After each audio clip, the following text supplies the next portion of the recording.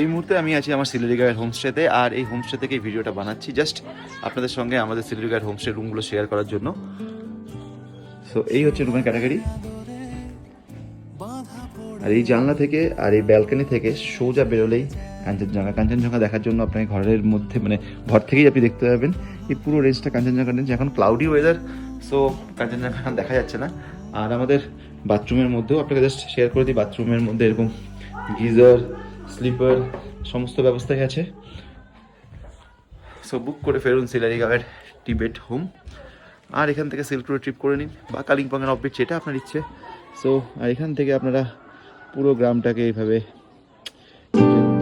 সোহাগে আদরে বাঁধা পড়ে আমি ভালোবেসে যাই।